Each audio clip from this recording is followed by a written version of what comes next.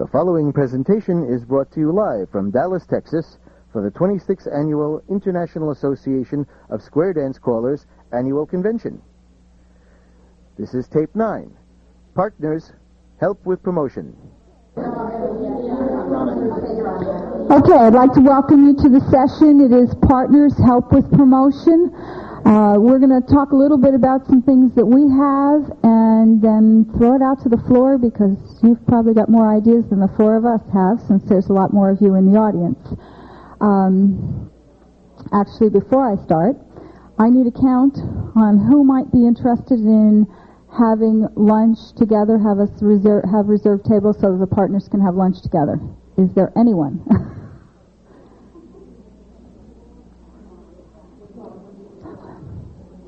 Actually, lunch today. You know it's over. Okay, thanks. Look when you go into lunch tomorrow, and I'm not sure where the tables will be, but they'll be, Marianne or I will probably be hanging around directing. Okay, I'm going to start with, okay, I'll introduce all of you. I'm Kathy Davenport. I'm the chair of the Partners Committee, and this is Marianne Alexander, who is the vice chair. Her husband, Mike Alexander, and my husband, Larry Davenport, have been very, very sweet and are here helping us out. Getting volunteers is a lot of phone calls, and obviously I didn't call all of you. It gets frustrating after a few no's. And attendance here made it difficult to know who was going to be here. So it wasn't just getting no's because people didn't want to do it, but also because they weren't going to be here. I'm going to pass the mic to Larry, and he's going to start out with some things that one of our clubs did for promotion. And while it was the club, it certainly is all things that we could all work with and use to promote square dancing. Okay, thank you. I want to put a disclaimer on the floor first, is that what I'm going to tell you doesn't say this is the way anybody's supposed to rush out and do it. But this is just the experience of one particular club.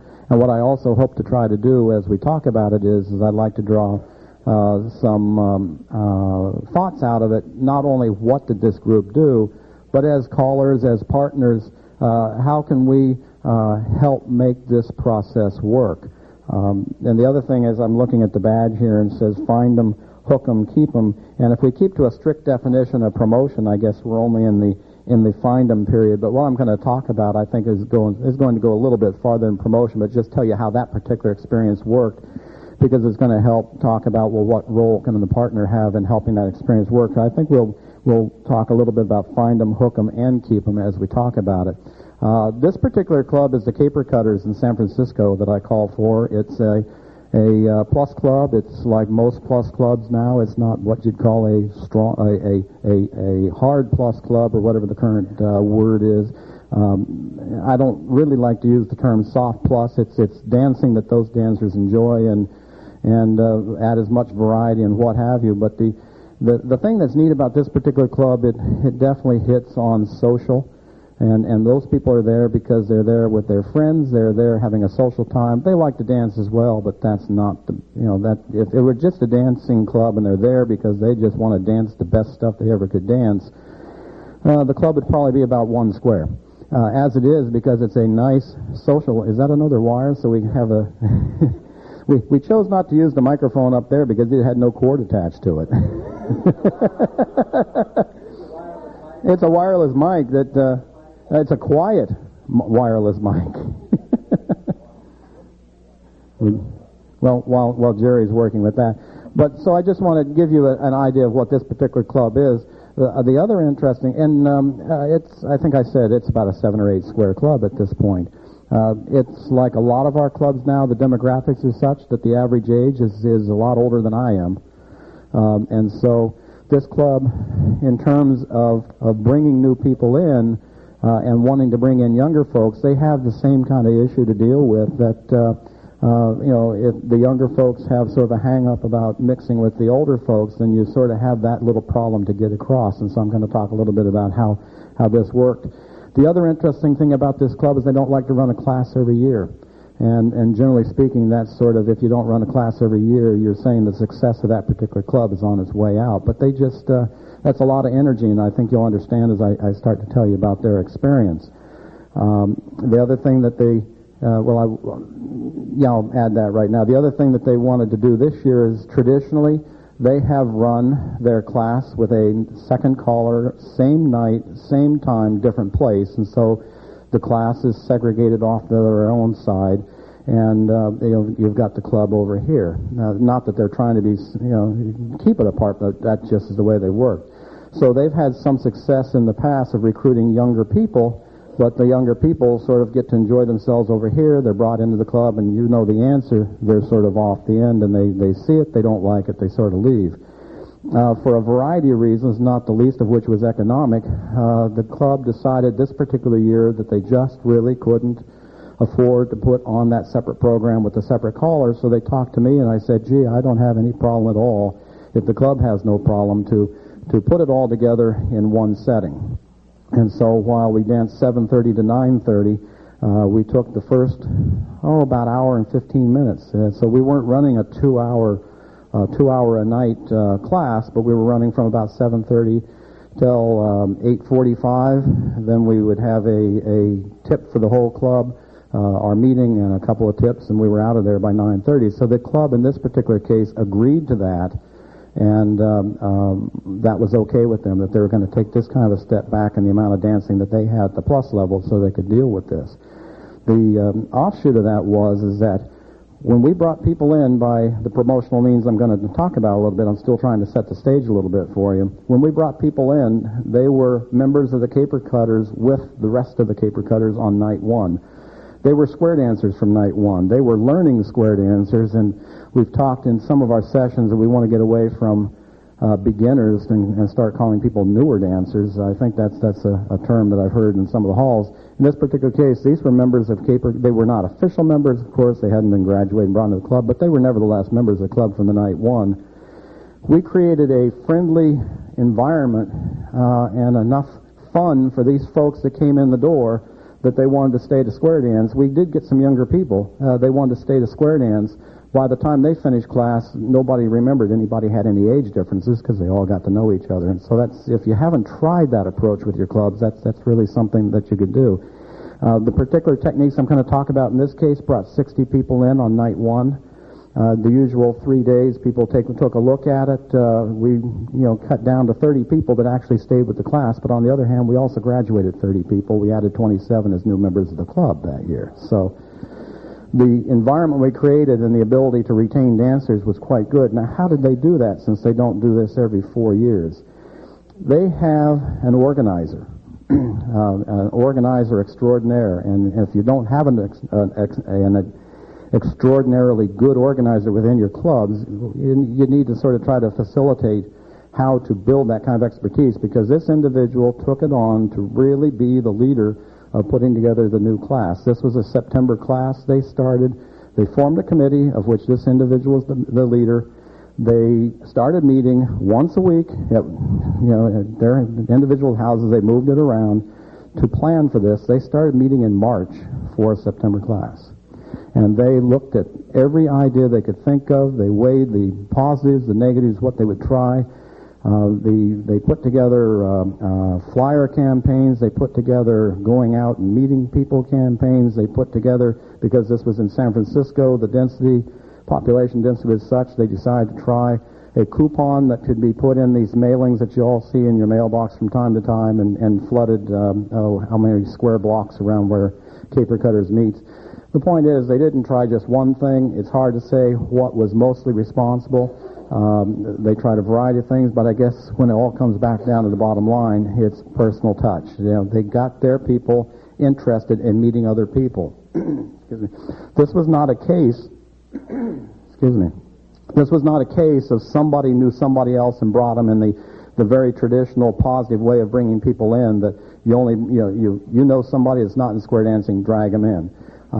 They didn't know people that weren't square dancing already to bring them in. So these 60 people, by and large, were members of the community that didn't know anything about square dancing, and they brought them in. I think one of the more creative things that this group did is they planned and executed skits, role-playing, that they put on as we got closer and closer to the time to put together to bring people into the class.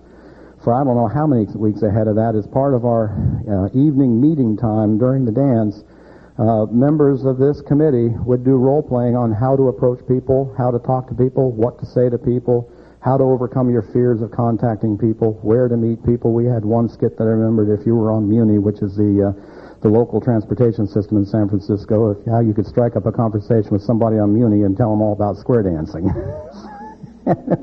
It was all done in good fun. It was all done creative.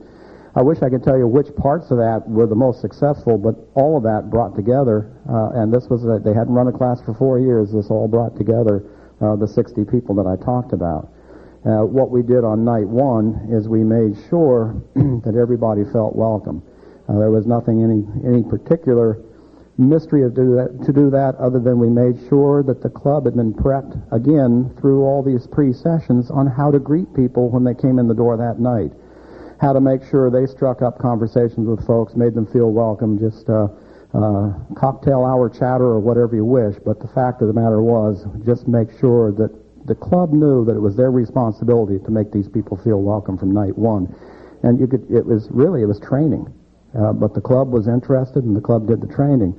So that was really the promotion that we did. The ability to keep people there throughout the period and have them actually join the club was a combination of between myself and Kathy and the club to make sure it was fun every night. And to a certain extent, I think the fact it wasn't a 2-hour period of drill helped to make it fun. So people got enough to be interested. We weren't on any particular schedule of how fast anybody had to learn, how many calls had to be under their belt by a certain period of time. It was just a matter of did the people continue to smile? And that's, I think that went, and again, that people in the club made every effort to get to know people that were coming in to dance. And I think that really made the difference. So what does that mean in terms of what is the partner's role? If you think about it, to make all that happen, anybody, whether it was the caller or the partner or the head of that committee or the members of that committee or the members of caper cutters, it really didn't matter. Everybody could do the kinds of things that I was describing there as part of it. We needed a good organizer. In this case, we had the organizer in of the committee that put it together. But I want to talk about, turn to talking about the partnership in our case. And again, there's no right or wrong in terms of how your partnership with you and your caller operates. Everybody comes up with what's comfortable for them and works, but just talk about us. One of the important roles of the partner here is to help keep an eye on what's going on there, knowing what this program is, knowing what the pieces of it are, and to help make sure that what we think is happening, people greeting other people, people being made to feel comfortable and that type of thing. The partner is in a position, more than the caller is really, to be able to see that these kinds of things are being facilitated on the floor. If somebody over in this corner, a new dancer, is standing around and not really being brought into it, and that particular case, to take another club member over there or to go strike up a conversation with that person and bring them into conversation with other club members, that's really something that the partner it can do. The caller has other things. I mean, I'm supposed to be up there at that point making sure that the teaching process is going well. That doesn't necessarily mean that I have the time to make sure that these other social aspects, and again, the bottom line that I wanted to say there is that the social aspects is what made that a successful venture as far as I'm concerned. So that's probably enough to go on at that point, and we don't want to necessarily turn the microphone over now. We'll just keep the process going for some talk here. But what I'd like you to think about is, does that spark in your mind any experiences that you've had in your club settings, or any questions that come up, or some specific, well, how did you really do that, and what could I really do to help? Because later on, when we can get done with giving you some information from up front, we really do want to have this microphone passed around. We really do want this to be interactive. That's what's going to make the most value out of this. So I think with that, I'll turn it back to our moderator.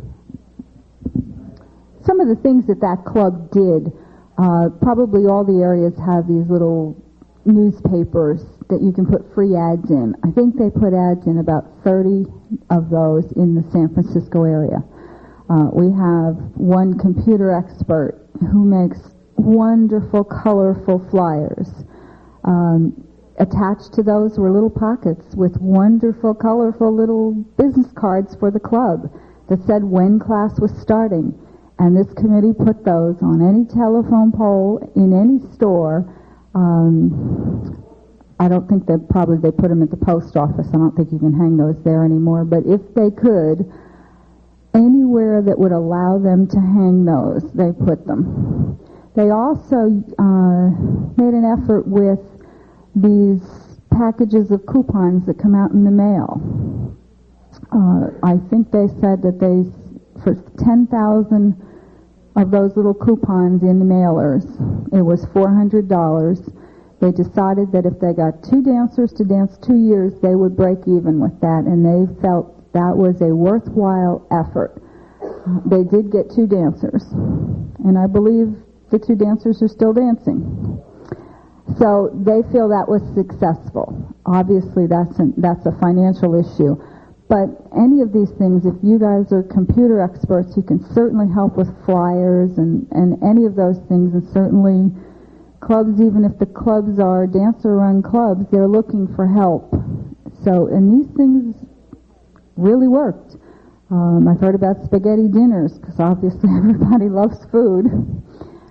There's a lot of ways to bring out dancers, and we're at a point where even in the dancer-run areas, we need to take more of a leadership role, or we're not going to have the clubs to call for. I'm going to ask Mike to talk a little. Before you turn it over to Mike, just something you're saying there. While you're listening to some of those things they did, you say, well, that won't work in my area where you've got 1 person per square mile instead of 10,000 people per square mile, or some of these other things. And again, the point is not to try to duplicate the things we're talking about, but just to sort of generate some creative energy and thinking here as to what might work in your area. And the other thing I think that this particular committee did well was to determine through asking what expertise did they have within their club, what creativity could they pull out of their club. And so some of the things that Kathy just described, that I described, that they did you say, well, we don't have that in our club. Maybe you don't. On the other hand, maybe you do if you ask. And if not that, maybe there's something else if you ask that you can pull out of your own club. And she also made a key thing about leadership. And when we talk about what the partner can do, what the caller can do, you're doing something right now, and that you're here in this session listening to this kind of information, and it's something that you can take back. And while you may be, it may not be a caller-run club, and you don't go back and say, this is the way it's going to be, maybe an executive committee running that club of dancers, you're still leaders. As partners, you're still leaders. Don't say that you're not. You're just as much a part of the leadership as the other person that's got the microphone, more than the partner does. And so you folks are leaders and advisors and facilitators and idea bringers to your clubs. And so that's one of the things that you need to take back as a message is what you as partners can really do. Now you can turn it over. Well, now I'm going to ask Mike Alexander to talk a little bit more about what we can do. Everything he just said. All it was, wasn't it? First of all, what Larry and Kathy both said was true in one respect. Whether you want to be or not, ladies, you are leaders. And the club looks to you for leadership. They look to you for ideas on best ways to promote and retain and keep dancers dancing. And I'm sorry, that's just the way it is. The first time your spouse picks up that microphone, you have automatically turned into a dance leader, whether you want to or not. So you have no choice in the matter. You're a leader now. Get used to it. What we do that works for us is participation from the word go. We have several clubs in the area that I've taught for, and one of the things that they do is they do active demonstrations throughout the course of a year. Even well before the traditional September start date, they might be doing special 4th of July dates, special springtime dates, where you go out and do demonstrations. We treat that a little bit differently. We might do a demonstration, but before the night's over with, we're going to get the people dancing out there too. And that's where my partner comes in handy at. For those of you who don't know her, she is really a very quiet, shy person who never gets out and says anything. Those who do know her will never believe that. She's the shill. She's the one who goes out there and gets the people up on the floor to prove to them that they can dance. And that's all you have to do. Why don't you get people in square dancing? Ladies want to square dance. There's no question about it. Ladies want to dance anytime, any place. It's those stupid, bloody men. They won't do it. And you know why? They're scared of being made to look foolish. They're scared to be embarrassed in public. So what we do, we get them out there and we prove to them from the word go, they can dance. I mean, this is some of the simplest stuff that you could possibly do. Little, simple Sicilian circle routines, circle mixers, the whole ball of wax that you would do in a one-night party, we do to show these men that, yes, you truly, too, can dance, and that it doesn't matter if you think you have two left feet or not, you can get out there. We carry that through for the first night of classes, too. I don't even get them in squares till the second or third night. I'm still convincing these people that they can dance. And that's what keeps them. Now, as far as what Marianne does after that, she's my set of eyes out there on the floor. She's seen things that I've not seen. During the break, I might be talking to a club couple about something they saw. I might be talking to another student couple on helping them over a problem. Marianne is the one who receives all the complaints. She's the one who the people feel free coming to. And her responsibility is to make sure I know about it. If someone's having a problem and I haven't seen it, she tells me. And we've got a whole set of hand signals out now where I know when I should slow it down or when I think the people are getting bored or anything else. And Bosley just says,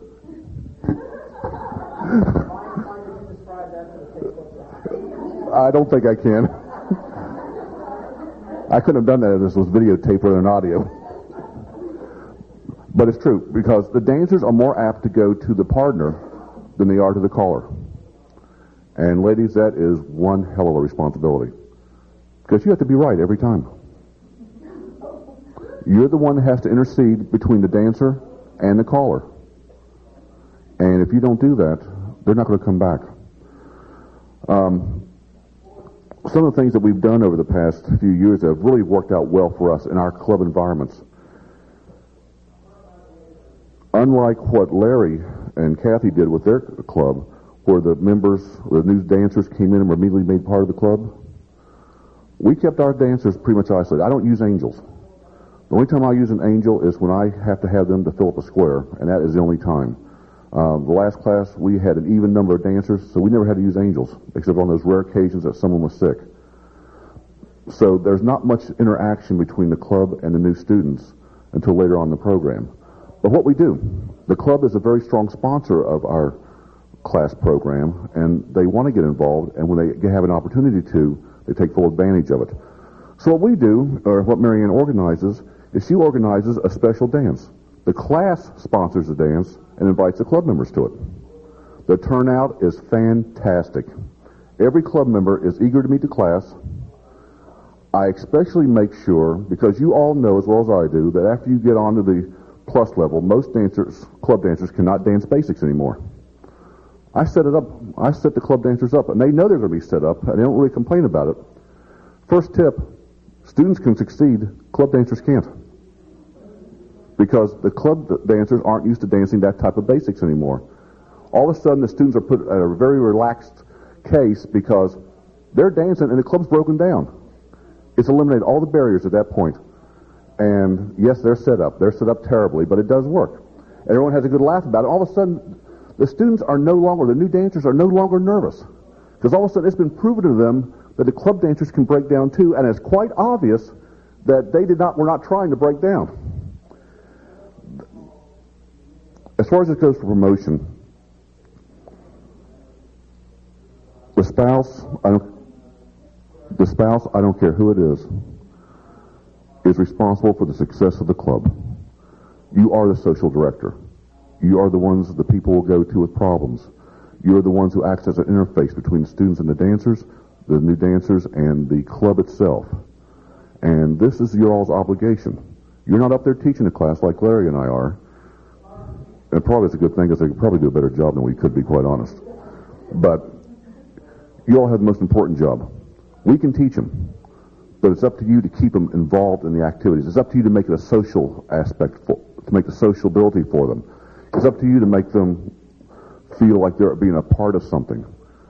And that's the way we promote and retain our dancers. I cannot do all the things that Marianne does at a club dance or at a class environment. I don't have the personality for it that she does, for one thing. And that's one of the things I want to leave you with. Work off your own individual strengths.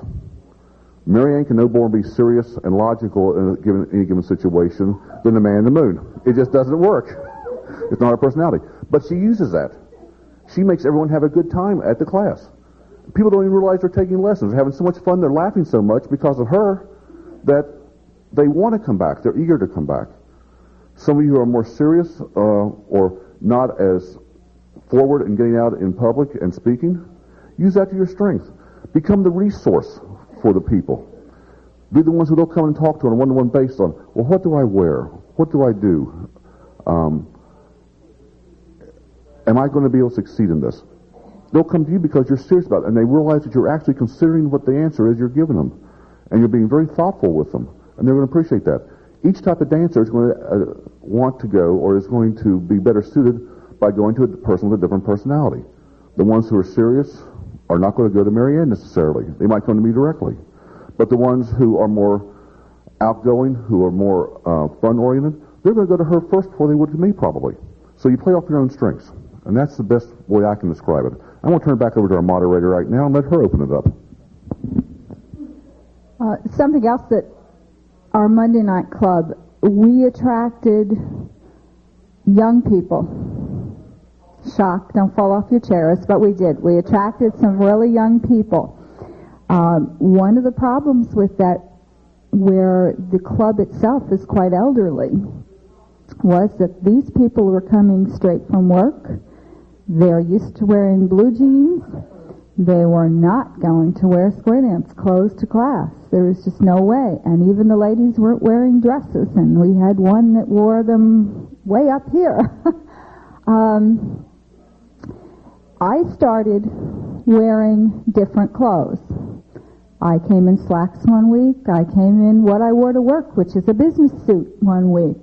I came in jeans one week. In fact, at one point, one of the dancers and I happened to be standing right there when they said to Larry, gee, we really have to talk to the class about wearing blue jeans to class. I said, you know what? I'm so thrilled that they are here. These are young people. They're enthusiastic. They're happy. Don't rock the boat. Some of the dancers are thrilled to wear square dance clothes. But even now, we have some that do not want to, and I am not going to turn them away because they don't put square dance clothes on. And I mean, they're wearing blue jeans, or they're wearing slacks. They're not even wearing prairie skirts. But who cares? You know, we've got bigger problems than what they wear, and that's what I have done with this club. I've just started to wear different things, and that has started them not to have so much to say about what they're wearing. I was going to say something else now. I don't know what it was. Yeah, good, right? It's okay, not your fault. You know, we have to be enthusiastic. They come late to dance. I mean, when we were taking class, of course, that was one of the things that we were told. You know, you always come on time to a dance. It's not easy to come on time to the dance when they're working all day and they've got, I mean, sometimes they do come without dinner even, and they're still coming late. We have to make allowance for these things, and we have to make sure that we encourage our clubs to accept this. And I have, you know, I've worked with the club, I've talked to them, and just kind of in casual conversation, no dictates or anything like that, but let them know that we really need to be pleased. I know what I was going to say. Some of the dancers that we have gotten in are quite exuberant and noisy. And I heard that at one of the club meetings, they were talking about the fact that this group was being very noisy and disrupting the dance. And I kind of kept my ear to it because we're not really invited to the club meetings, but I was going to crash one if that was going to be an issue. but talking just in general, I just kind of said, gee, isn't this great? They're just so enthusiastic and it's wonderful. The other thing is that when they dance with some of the older dancers who are not quite so comfortable, they don't kick and they don't scream. They're not doing it when they're dancing with the people who are not comfortable with it. When they get in a square where they're all together, they are. So they're also being very considerate, which would be another thing that we could enter into if we see that there isn't quite that understanding, that maybe we can talk to some of the newer dancers and say, you know, hey, when you get in with so-and-so, she's just had a knee replacement, you know, you might want to think twice before you do your kicks. She's really nervous about that.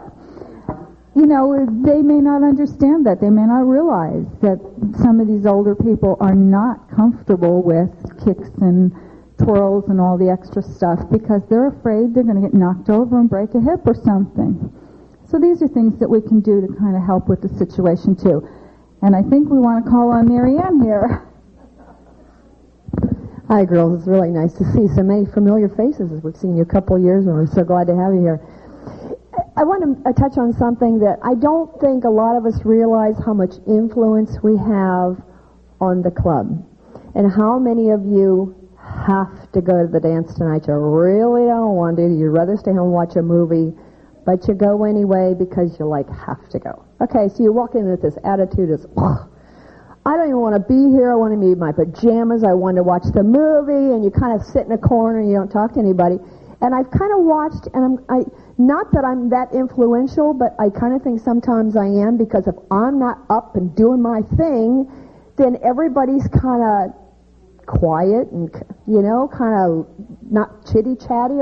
And I've kind of played a game with myself to see that, and it's really scary how much influence you have on people and your personality when you go to a dance. If you go in with a really poor attitude that you don't want to be there, that kind of, the women pick up on it, the men don't, because you know how they are.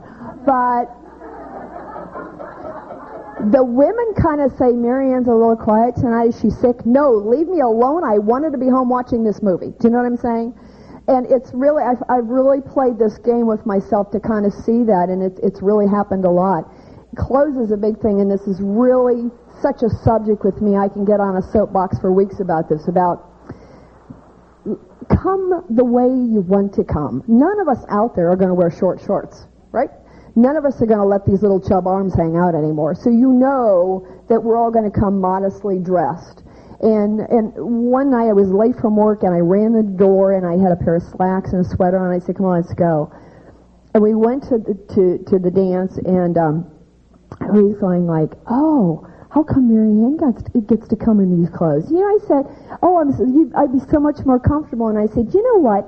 Why don't you go up to your club president and say, why don't we take a vote and see if we can come casual to our club dances? And that's what they did. And now you know what? Now they can come casual. Everybody's comfortable. In the winter, their little legs are covered up with slacks rather than the frou-frou in the cold air. Okay? They want to wear a sweater, they can wear a sweater. If they want to wear a blouse, they can wear a blouse. Nobody comes immodestly dressed. We don't have to worry about that kind of thing. We're all mature enough that we don't want things to hang out anymore. And it was just like, the only thing is, when we go to another club, we've all decided, yes, you put your whatever you want on, be appropriate clothes, dressed, when in Rome, do as Romans do. So we're advertising our club is a come as you are, casual. Be comfortable. Come and dance. Be with us and have a good time. So that clothes issue that drives me mad is not such a big issue anymore. And just because of this coming to slacks a couple times late from work, as, gee, you're lucky you get to wear those. Well, you know what? You can too. And it's scary, girls, the influence we have on people. It's really, really scary. And until maybe somebody brings it to your attention, you don't even know you have that influence. It's just, watch yourselves. Watch when you go back to your clubs and sit frumpy and see what happens. First of all, come over and say, are you sick? No. Or, when you're happy, they're happy. It's really kind of, it's very, very interesting. But And I never have any influence on people. You know, I'm such a drag. But anyway, by the way, can I tell you something while I have you here? And I'm going to go as we do different groups of ladies. Tomorrow afternoon, after lunch, if you all like, we are going to take a bus to the Galleria shopping. Thought you'd love that. And and we're going to take a city bus, which is even going to be more exciting. Oh, but who knows? I mean, we'll end up with bag ladies and whoever, you know, and that will make it more interesting. But we're going to meet in the lobby right after lunch, and as soon as I gather you all up, then we'll all, you know, safety in numbers, get on the bus, and we'll go to the Galleria. Is that good? Yeah. Okay, fine. I can't think of anything else to talk about right now, so I'll give this back to Kathy. Thank you. When you talk about influence and whether the dancers will come to you or the caller, last week at the dance, one of the dancers told me that the sound was too loud. Larry has some new equipment, and also we never get this big hall, except about twice a year, so we were in the big hall with one square.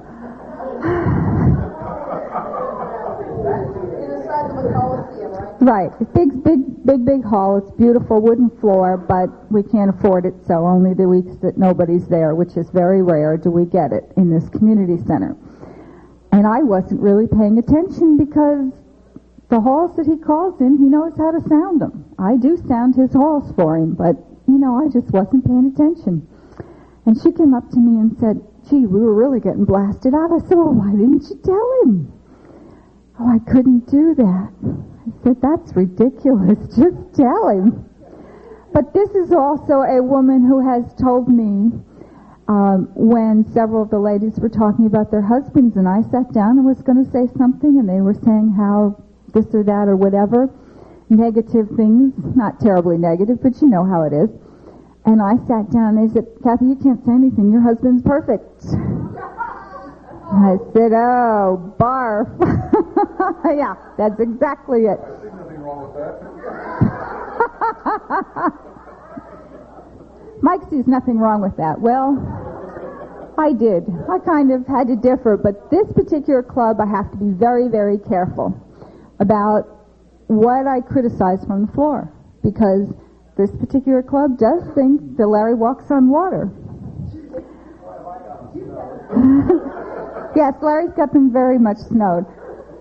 Monday night, I do an act. I mean, if he's running too long, I go up there and I'm like this. Or if the sound's not, I'm cutting across my throat. Or if the sound's not right and he's not paying attention to me, I go up to the stage and he's like, what? It's like you weren't listening to my signals. So it just depends on the club, too, of course. You know, your personality, but also the club. Because Tuesday night, I cannot be critical. When I am, all of a sudden, I am, it's like cold in the room. You know, if I forget where I am and I start saying, you know, I really didn't like that formation, or that move followed by that move, or, you know, because I choke on some of the moves if he does something I don't like. And I can't do that on Tuesday night because they really do not appreciate it. So you do also have to be in tune with your club and how they feel about your caller and how they feel about your intervention in anything. Can I say one thing? Ladies, how many of you out there fill in and dance at a club when your husband's calling? How many times after a dance do you critique him? That's good. That's very good. Because we need it. And that is one of your jobs as well. We'll get out there. Well, all of a sudden, we might be screwing the ladies in the ground, and we won't realize it. Or we'll be doing something that's awkward from the ladies' position, and we won't recognize it. Why doesn't that surprise me? Well, you know, I was taught that you don't argue with the caller on the way to the dance either, but I've never listened to that either, so I changed now. But we are supposed to be talking about promotion, and I am sure. Yes, we are having fun for the tape. Let us say we're having fun, and we're supposed to be having fun. I know that all of you have suggestions on promotion, things that you have either seen your clubs do or that you have done in your area. So let's open it up to some questions. Please use the microphone and your name and where you're from. Meg Ferguson from Saratoga, California, not far from you guys. I had a question. You had mentioned that the club Caper Cutters put on skits for helping people how to learn to approach people, to encourage them to do square dancing, non-dancers. And I was wondering if you could give us some pointers, because that was something I was thinking about for another program for next year, but it's come up here. And also for the assistant to give suggestions on how to approach people to grab them out of the audience to participate at one-night stands and so forth. Okay. Well, one of the skits that I remember the most is the one that they talked about on Muni. I think that they started out with somebody was carrying a square dance dress. Carry a dress or a Western shirt so that people can see it, not obviously packed in a bag. And this would hopefully attract attention, or sit down next to somebody and just start talking to them about it.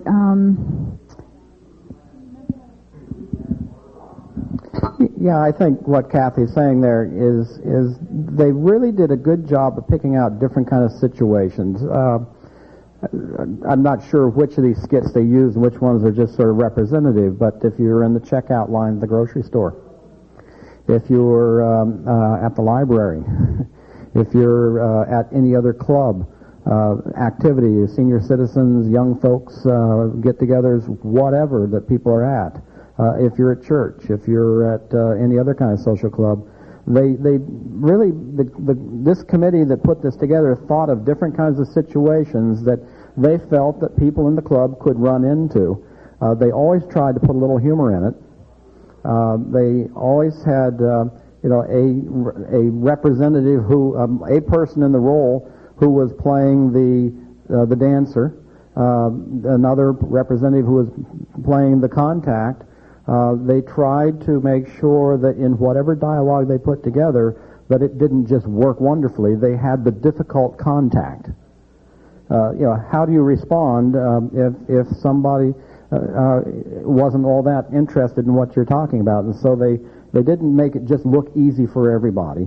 They tried to put in some dialogue that would help you understand that it's not that easy, but here are some ways that you might do it. And the incredible thing is they just put tremendous thought into how to do that.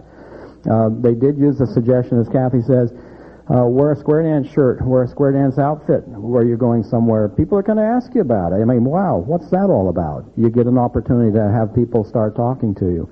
As a caller, I've noticed if I ever am doing any little moving checkers around, I'm on an airplane for a long ride and I got the tray down moving checkers around, invariably that person next to you says, what's that all about? So if you don't want that conversation on the plane, put the checkers away. For those of you who don't know, checkers or dolls or whatever represent the square dancers to move them around in. But so that probably, balancing out for different situations, balancing it out that how to contact the difficult contact. I mean, obviously, if somebody says, just leave me alone, go away, there's a certain point where that's it. But I mean, if somebody really was sort of reluctant, how to get beyond that reluctance. I don't remember any particular dialogue, but they really worked out that kind of dialogue. And again, wearing something that makes people ask you. A big sign, ask me about square dancing. I don't know if you want to do it that way or not, but kick me, I'm a square dancer. Or buttons. Yeah, you can certainly, but that's part of the creativity. Yeah, there you go. Ask me, I'm a square dancer.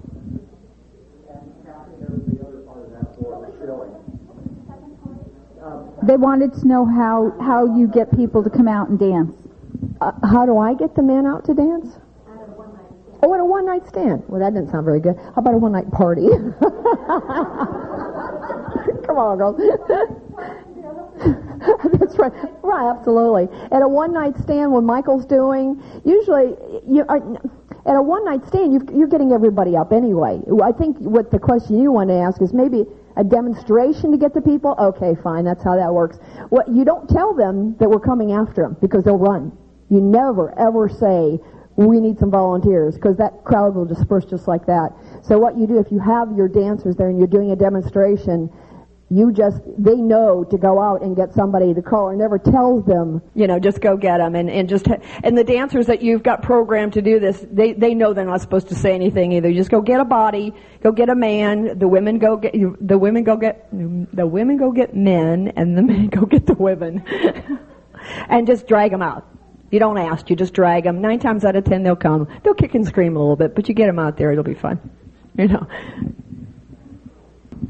And also, it doesn't hurt to plant shills in the crowd. Just get a couple of your club dancers, put them out there, make them look like they're rambling around, doing nothing, and have them voluntarily get out. It works every time.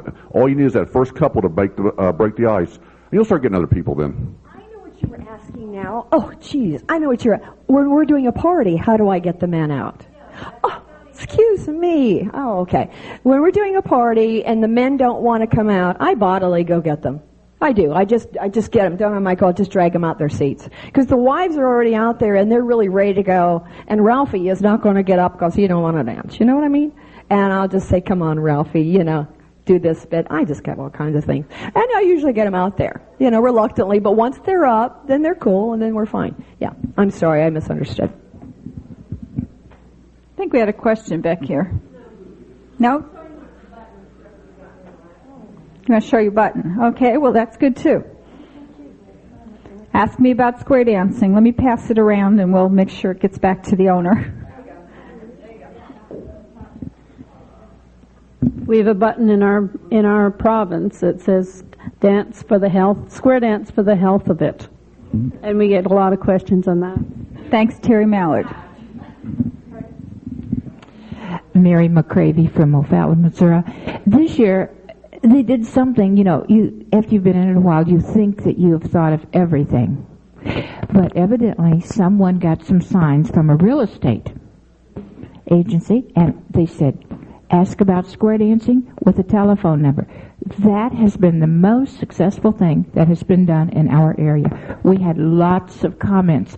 Those things were put where people would see them close to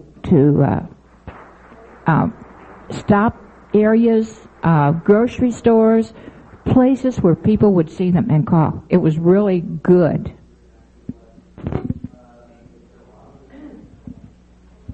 Linda Young from Amarillo, Texas.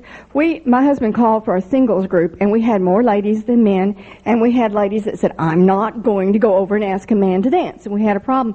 So what I did is I just got little plastic spoons, and I handed them out to each lady, and I said, when he calls promenade, tap some lady on the shoulder, hand them the spoon, they get out, and they wait till they can change partners. It's a good mixer. It works just the same for men, if you have less men. It's a fun thing to do. No one gets hurt. No one's embarrassed. It's a good way. Thank you. Kathy, I have a question for these ladies. I'm going to throw something at you. We're out here to promote square dancing. And just say you go somewhere and say you go to a mall. This 90-year-old little man walks up and he said, oh, I would love to square dance. This looks like so much fun, honey. Where can I take lessons? And you know and I know that this man is never going to do a left L man. Okay. What are you going to say to that man? How are you going to handle this situation? No, I'm asking you girls. What would you do if someone came up to you, because square dancing is not for everyone, and you know that and I know that. So what if you have this little old couple or this little old man or this little old lady that would like to take square dance lessons, and now you have to give them an answer?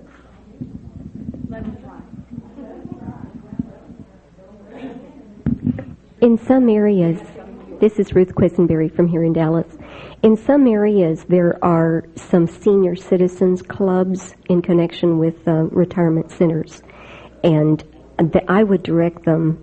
My husband has not forgiven me yet because I had someone call me up, obviously an elderly, feeble woman, and she told me they were senior citizens, and I encouraged them to come to his set of lessons right now, and it's bogging down the whole class.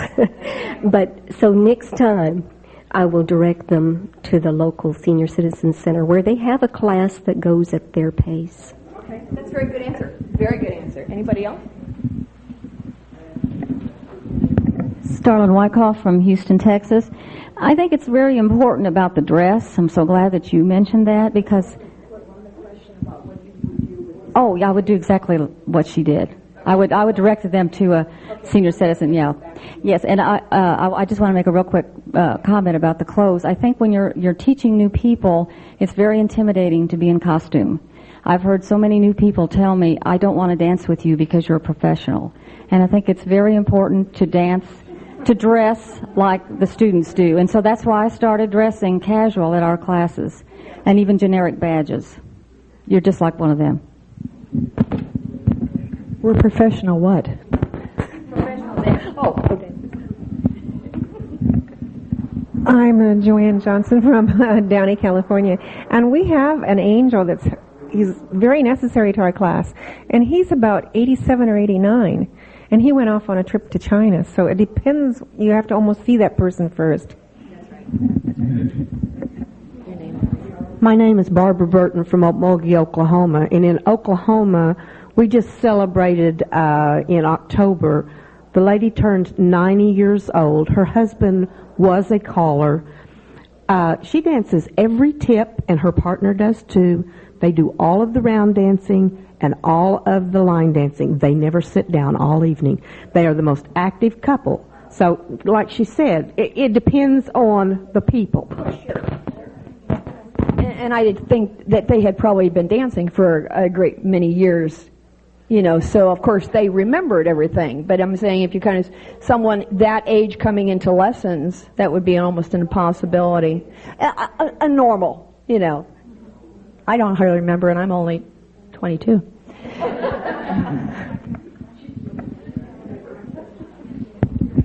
I had the pleasure for about 3 years of calling for a group up in Dayton, Ohio, that was comprised solely of senior citizens.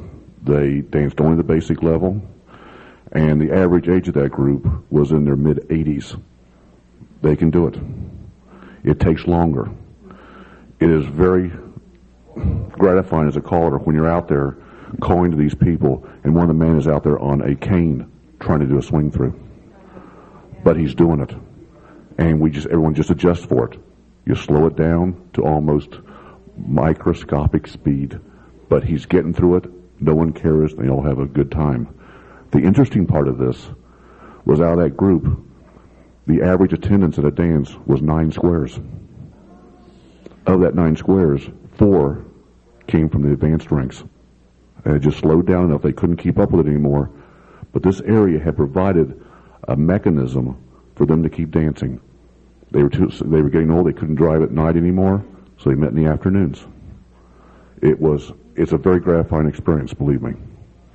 And I must tell you this, I love this because I never got to go with Mike because of my job. And for some reason I had the day off and I went up with him. You remember this? And they said, "You're Mike's wife or you young little cute thing?" I love that. He's so much older than you. Yes, he is.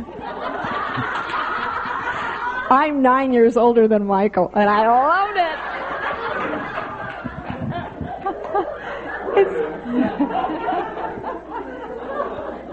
It's amazing what some of the dancers think.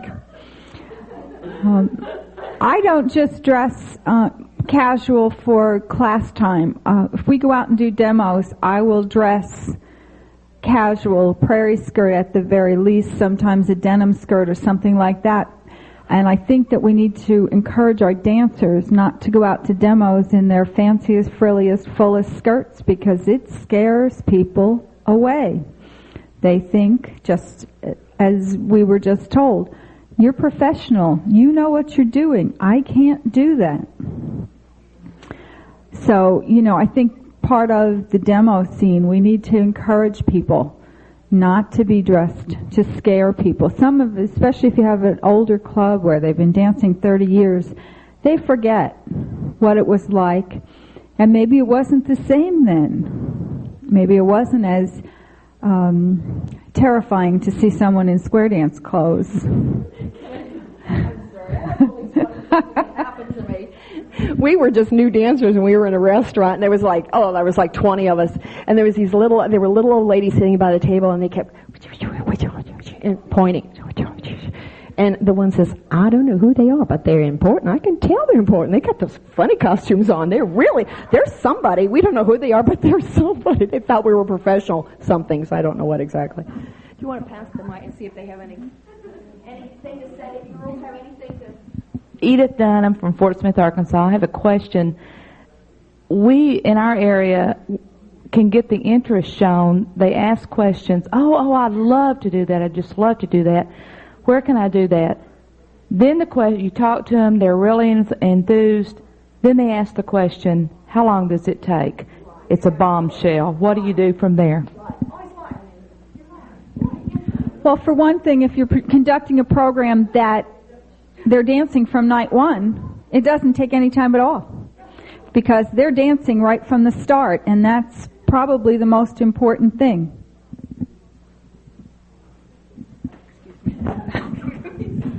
You don't necessarily need to lie, but how you say it makes a large difference. For instance, if you're starting a group in the fall, it's September, October, whatever, and people ask how long it takes, I would never say 10 weeks. If it was 10 weeks, I would say, we'll finish up sometime in the early winter. And to them, that doesn't mean as much. Or if it's going to be May or April, and there are 24 weeks or 30 weeks, they'll say, we'll finish up sometime in the spring, and along the way. And if you're just say, sometime in the spring, that doesn't sound long at all. That just sounds like, okay, that's pleasant. I have something else to do in the spring. So once again, it's how you present it, without misleading them, so to speak. When we were invited out to... That was Roy Gatta from New Jersey. When we were invited out to class, we were actually not invited to class. We were invited to come to a square dance. So when I twisted my husband's arm, he just assumed he was coming out for one night, as I did. When we got there, we found out otherwise, but we had fun. We stayed for about 3 weeks, and then someone didn't want to go 1 week. But then he found out how much more relaxing it was after a hard day at work to have gone out to a square dance where you have to forget about work. So, much as we talked about earlier, let's not use the word class. It's a square dance. They're dancing from night one. There's no reason to say it's class. And if they miss a night or two, they can come back and you can bring them up to speed. Because people are going to miss class. There's no way that you're going to have somebody go to every single class. So if it's not portrayed as class, I think you have a better chance of getting people out. Going on with what Roy said, too, another answer to that question, how long it's going to take, is I just avoid the issue completely. I say it depends on the class, because each class is different. And that way I don't set up any false expectations in their mind either. If it's a good class, it's going to go a lot shorter, obviously. If it's a slower class, it's going to go longer. But I'm usually very vague and nebulous about it. And I found that comment, it depends upon the class itself, usually satisfies them. And I'm telling the strict truth, too. Now I'm not saying this. Tim Garvey said this morning, that when they ask where to get the square dance clothes, tell them if you take lessons, we give you a free outfit. Oh, that's good. Our club recycled their old outfits and sold them for about $5 a piece, and the money went to the club. So they didn't have to look for clothes at first. I'm Janet Oliveri from North Glen, Colorado. I have two comments. One is I would never have gotten into square dancing if it wasn't for the clothes. That's why I joined. I like to dress up.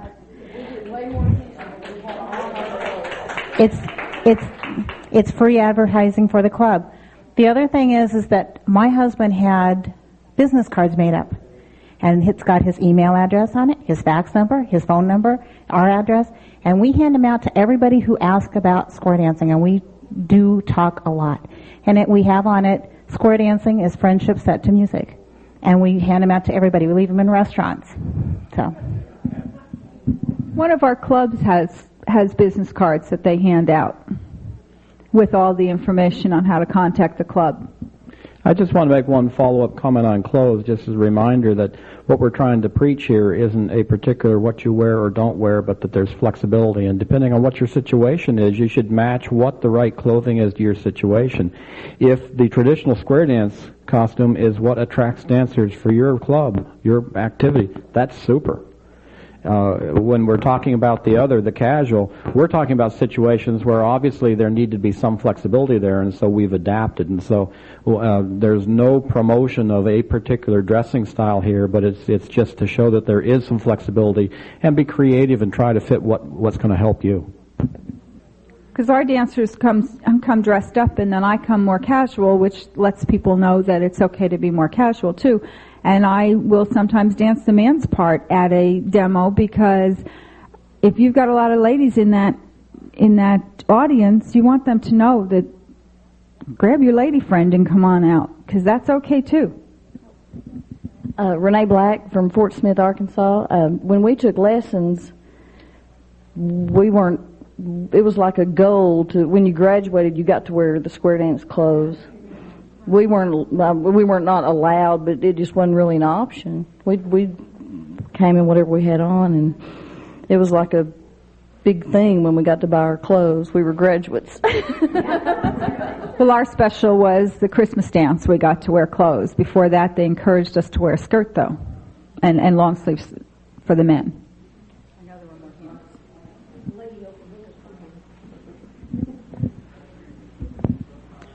My name is Annalena Jaderberg, and I'm from Sweden.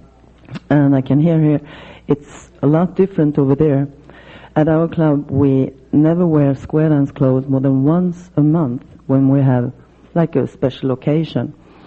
And but when we wear square dance clothes, it's usually the traditional. We're trying to bring in the more like the long skirts and the prairie styles, and it's coming more and more. But when it comes to beginners, and they are so anxious to be able to go to dances, we have started that already. If the beginners class starts in September, already at the end of October, at our big dance, we invite the beginners to come earlier for 2.5 hours, and we do the mainstream at the course level. And then we do it once before Christmas, and we continue just to get them involved. And this way also they get to know the other dancers in the club. And it's really been working very well.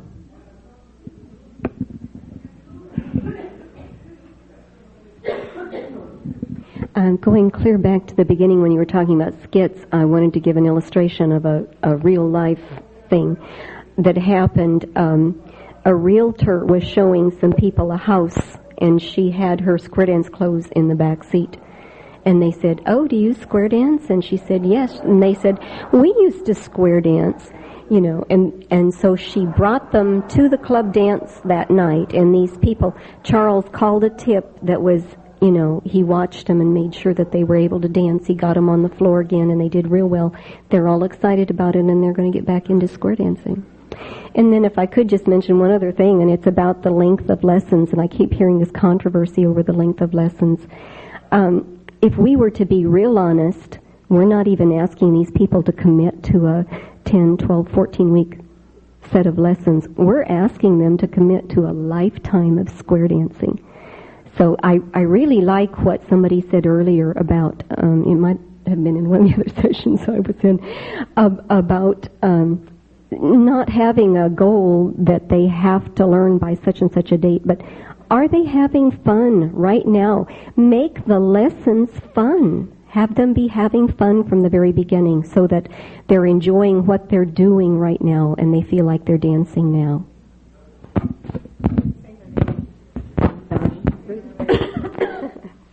Ruth Quisenberry again from Dallas.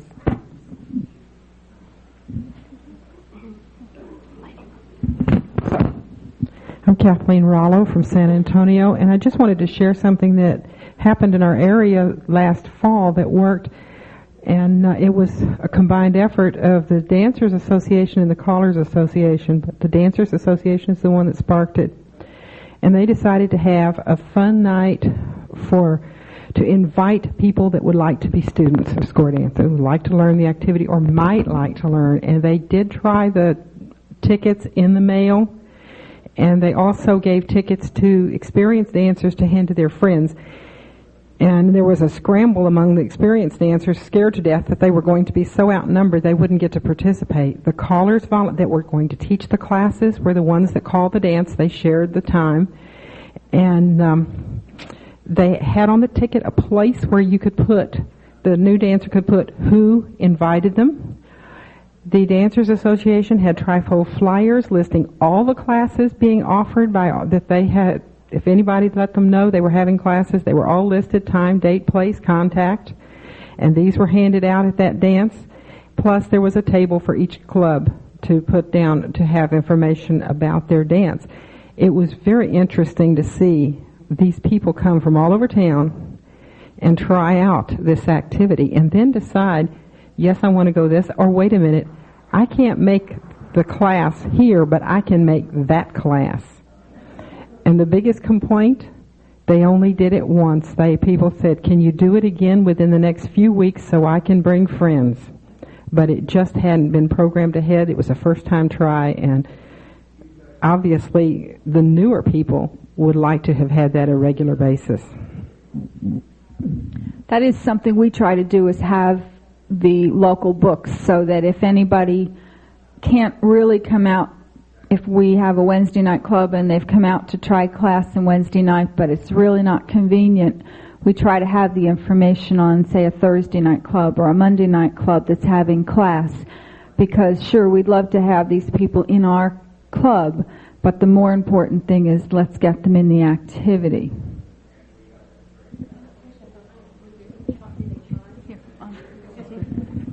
This is Joanne from Downey. I was just going to ask, did they charge for that thing? They charged the dancers, but not their guests that were possible students. And they use about the same going price as the average dance in our area. You would have to adjust it on your hall, and because that was the only expense, was the hall. By the way, the other comment on that dance is the majority of the people were invited by an individual. There was only a few that responded that they came because they got the ticket in the mail. As I said, I come from Sweden, and in Gothenburg we are like 6 different square dance clubs, and we're trying to promote the cooperation between the clubs instead of the competition. And we've been doing it for 2 years now, that all clubs get together in the end of August. Last year we had an exhibition in the mall for 3 days, where each club had a presentation with the history and photographs and so on. And we had demonstration every hour, and we also had a list of tryouts, or where people can come and try out and at the different locations all around the city for the next 2 weeks. So there was possibility to try it every night for 2 weeks, and then they also had a choice of all the different evenings in the week, and it really turned out well. I'm Barbara Burton from Okmulgee, Oklahoma. My husband gave lessons for the first time this year in Ponca City. That's Kay County in Oklahoma. The Kay County clubs went together to have their lessons. They do every year, and when their new dancers finish, all 3 clubs, because they only have 3 clubs in the area, purchase, they belong to all 3 clubs for the rest of the year. Those people that take lessons join all 3 clubs, and they all dance. I was amazed that, they didn't lose them. And the advertisement they used was newspaper. They put an ad in the paper that they were having a free evening of line dancing and country western dancing and some square dancing, ice cream social. and they had 24, and they graduated 15 of the 24. Thank you. Other comments? Yes, I'm Algie Petrari from Baton Rouge, Louisiana. We always put out a flyer, which our club members give out to whoever they want to give them to. This year we gave them, we also have a potluck supper. We invite them for the potluck supper. Our two clubs that dance every week bring the food. And this year we just encouraged them to give them to everybody they knew, and apparently they did. We had 114 students the first night. We couldn't believe it. Well, for the next week, we did have 9 squares, and now we have 8. We're still dancing 8. Excuse me, I have asthma. And also, we do the same thing when they ask about how long the class is. We never, ever tell them they're not going to graduate till June, because they don't. But we just tell them it depends on the size of the class and just how fast they learn and so forth. But after they've been there a couple of weeks, they don't care, because they're dancing and having a good time, and they don't care. And so many of them at the end of the class, they say, "Oh, I'm sorry, the class is over." Then they have to join the clubs. If you say that very first night, "Oh, you've got 36 sets of lessons to go or 40 more lessons to go," you will never get those people back, believe me. I've seen that happen at club after club after club. They'll get up and tell everybody all the requirements, and you can have 40, 50 couples on the floor that have come for a fun night, and you say, "Okay, folks, it's time to sign up. You have 36 lessons ahead of you." None of those people will come back. So you just, there's a lot of psychology in this square dancing. You want to get those people hooked and in, and you never tell them how many. In our area, the clubs usually give 3 free nights, so that and someone else said they have 2. Gives them a chance to kind of get really into the fun before you're asking them to sign up, because I know some of the areas you do sign up and pay 6 months or whatever in advance. So you really want them hooked before you're asking them for 6 months worth of money, because that is going to send them away. They also don't pay in advance. For us, they pay each night when they come. They pay $7 a couple. If they're not there, they don't pay, but they hang in there. Well, in our area, they don't pay in advance either, but I know that some areas they do, and so certainly you want them hooked before they get in. But we do have the 3 free nights before they even start to pay, and they do pay on a weekly basis. The clubs pay on a monthly basis, the members, but the students pay on a weekly basis.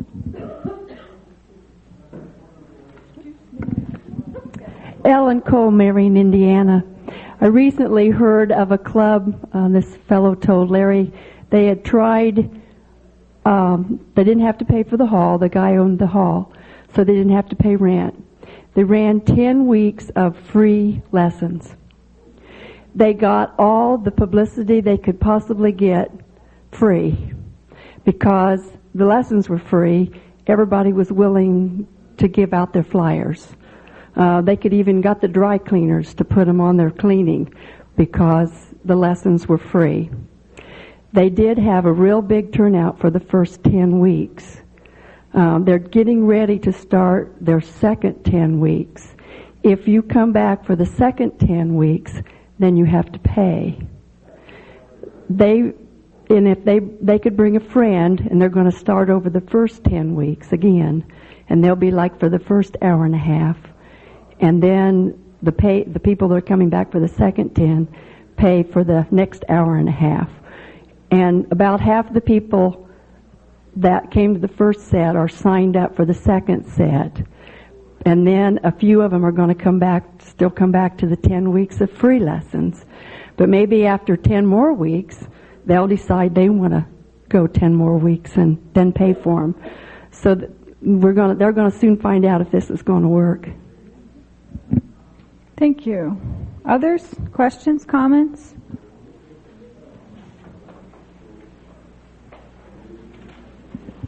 Thank you. Anna Dixon from Reading, Mass. In our area, the local library has a display every month, and it's a different display. So if you want to make people aware in your town or your city that there is square dancing, put a historical square dance exhibit in place. It could be an old book, Good Morning, or it could be an old record or a new record, old and new, to show the progression of square dance music. In other words, try to make it a historical display. And the library would love that, and I'm sure you could put a telephone number for contact. And you know how many people use libraries. In our area, I had asked Kip Garvey to come over. In our area, there is a group of dancers that have, well, I'm not sure if the dancers put the ad together, but there's a radio ad on the radio in our area. And one of the dancers has volunteered room for a phone and an answering machine, which is funded by the association, the Dancer Association. The callers are volunteering time to hold dances to raise money, and they have gotten a good response from the answering machine. The biggest problem they had after they got those dancers was having a place to send them for class, because so few of the clubs were having class. In fact, they got one of the callers who had a night free to start a class specifically for these people that had called in. So they're working on that and encouraging mainstream dancing, because you can get them up to speed a lot faster in mainstream than if you're taking them all the way to plus. I know in our area it's a plus area, so it's difficult, but so the radio ads, if you can get the Dancers Association or the Callers Association, either one, or cooperative effort between the two to get something like that going. I have no idea what the cost or anything of that nature is, but Kip is here, obviously. He spoke to us this morning. I'm sure that he would love to talk to you about it. I had asked him to come, and he was busy this period of time, so he wasn't able to come over. And we're not real involved with it, unfortunately, so I don't have a lot of details. But it's certainly something that is a possibility. And the other thing I would say is, even if it's something that's been tried, try it again. In any given year, the club that we got 30 people that stayed and went through class, they didn't do anything new. They're all things that all of us throughout the years that I've been coming to CALLERLAB talk about. They're all the same kinds of things, but they tried it again. And maybe it doesn't work this year, but maybe it will next year or the year after or the year after that. And the biggest thing, obviously, we can do is encourage the dancers to be enthusiastic and to want to have a class, because a lot of times I think that's another problem we have, is the clubs don't want to have class. Or financially, if they've always had it on another night, they can't afford to. They need 2 halls, 2 callers. Those are all problems, and certainly having club and class the same night is an option, depending on what your situation is. Obviously, some halls you only get them for 2 hours. You can't make it, say, a 3-hour. We're lucky we can extend our dance time on our Monday night club. Wednesday night we can have it whatever we want. We've got a key and nobody else is there. So if we want to start earlier or go later, it's no big deal. So you do have obviously constraints, but everybody needs to be flexible, and brainstorming, of course, with the clubs is important. And remember that you've got ideas and you've seen what other clubs have done, and you've been here at CALLERLAB and you've talked to other people, and so don't sell yourself short, and certainly encourage the clubs to listen to you, because you do have things to offer. We all do.